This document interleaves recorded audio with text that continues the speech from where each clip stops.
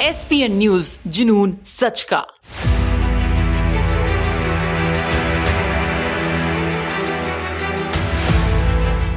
विनायक दामोदर सावरकर के बारे में भारतवासियों की राय बढ़ती हुई है। कुछ लोग उन्हें हीरो मानते हैं तो कुछ लोगों की नज़र में वो एक विवादास्पद शख्सियत हैं।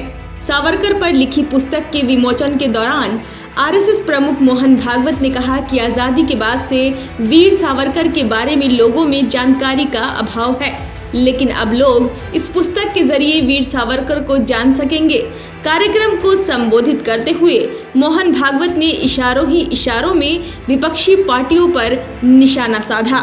इनके बदनामी की मुहिम चली है, स्वतंत्रता के बाद बहुत तेजी से चली है, लेकिन असली लक्ष्य क्या है?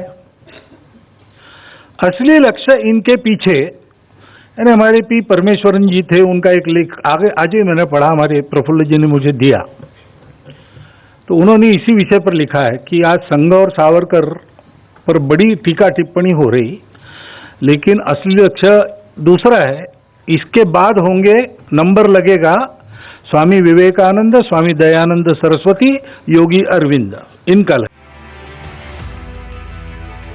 सावरकर पर लिखी पुस्तक के विमोचन कार्यक्रम में RSS प्रमुख मोहन भागवत के अलावा रक्षा मंत्री राजनाथ सिंह भी मौजूद रहे। राजनाथ सिंह ने भी सावरकर के नाम के कसीदे पढ़े और उनकी तारीफों के पुल बांधे। वीर सावरकर जी एक महान स्वतंत्रता सेनानी थे, इसमें कहीं दो मत नहीं है। उन्होंने किसी भी विचारधारा के चश्मे से देखकर राष्ट्र निर्माण में उनके योगदान को अनदेखा करना, अपमानित करना, एक ऐसा काम है जिसे मैं मानता हूं कि कभी माफ नहीं किया जा सकता है। और सावरकर के खिलाफ झूठ फैलाया गया। बार बार यह बात कही गई कि उन्होंने अंग्रेजी सरकार के सामने अनेकों मर्सी पिटीशन फाइल की, लेकिन सच्चाई है कि मर्सी पिटीशन उन्होंने अपने को रिहा किए जाने के लिए नहीं फाइल की थी। सामान्यतः जो एक कैदी को पूरा अधिकार होता है कि मर्सी पिटीशन फाइल करना चाहे तो वह कर सकता है। महात्मा गांधी ने उन्हें कहा था कि आप मर्सी पिटीशन फाइल करो।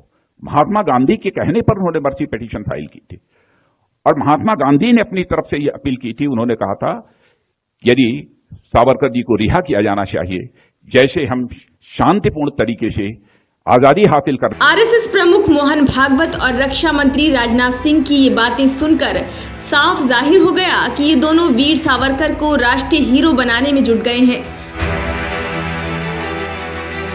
वहीं इन बातों को सुनकर AIM चीफ असदुद्दीन ओवैसी भी कहां चुप रहने वाले थे।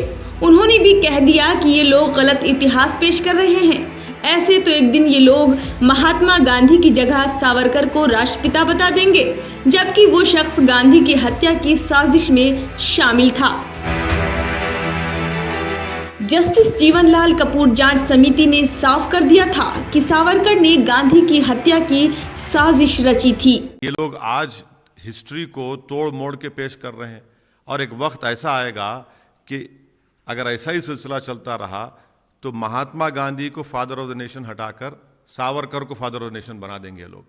जो महात्मा गांधी के मर्डर ट्रायल में एक्यूज था और जस्टिस जीवनलाल कपूर की कमीशन ऑफ इंक्वायरी में उनको कॉम्प्लिसिट करार दिया गया। कितनी मिसालें देंगे हम? और ये तो झूठ बोल रहे हैं सब इसके बारे में। ओवैसी की कही गई इस बात से सिर्फ यही जाहिर होता है कि RSS प्रमुख और रक्षा मंत्री ने सावरकर पर लगे दागों को तारीफों के कसीदे पढ़कर धो डाला। SPN न्यूज के लिए रिजवाना खान की रिपोर्ट।